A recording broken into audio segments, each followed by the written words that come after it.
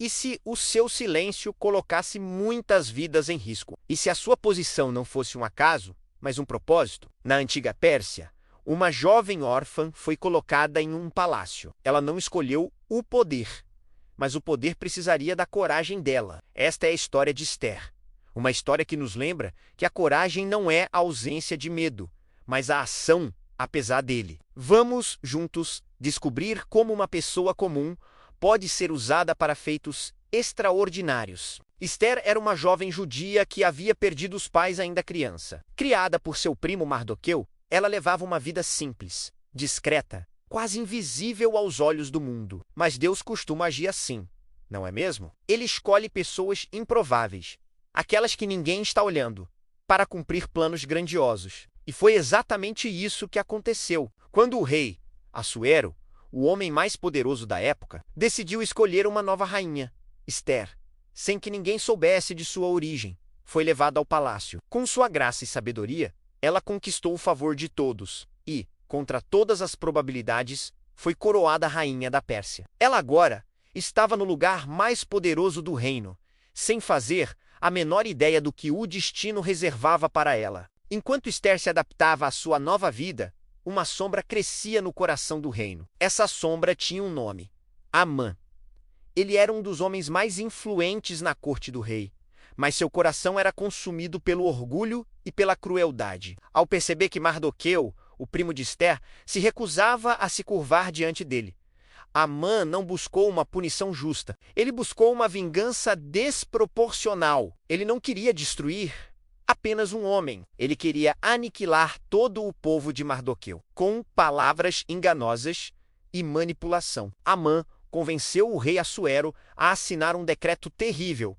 Em uma data específica, todos os judeus do império seriam exterminados. Um plano silencioso, uma sentença de morte escondida em um documento oficial. A notícia se espalhou como um veneno, trazendo desespero e luto para o povo judeu. Eles não sabiam que sua única esperança estava dentro dos muros do palácio, usando uma coroa. Ao saber do decreto, o desespero tomou conta de Mardoqueu. Ele rasgou suas vestes e clamou em praça pública. Sua única esperança era Esther.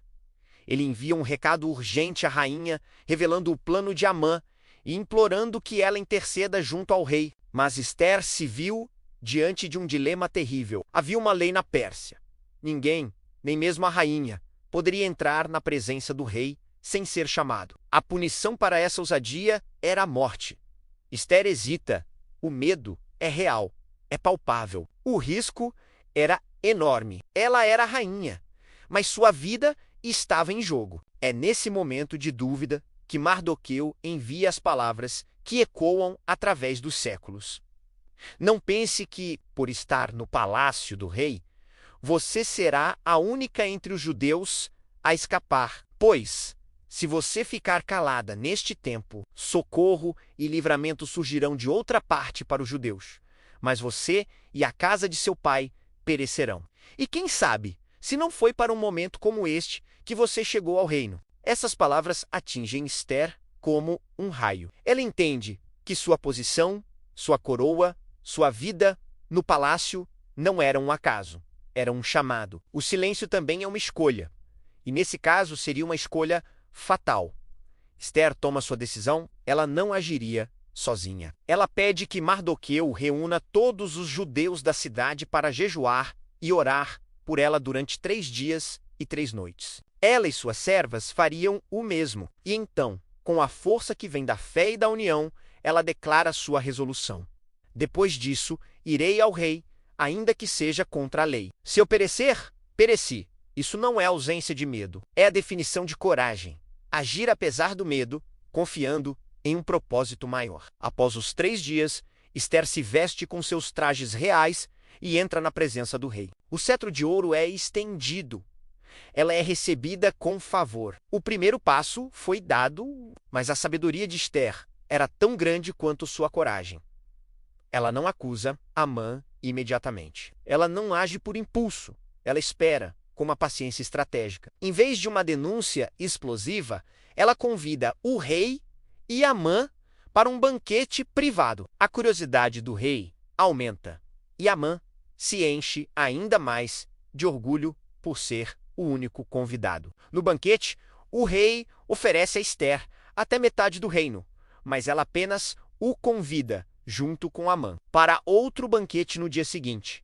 A tensão cresce. É nesse segundo encontro, no momento divinamente preparado, que Ester finalmente revela sua identidade. Com lágrimas nos olhos, ela diz: fomos vendidos, eu e o meu povo, para sermos destruídos, mortos e aniquilados.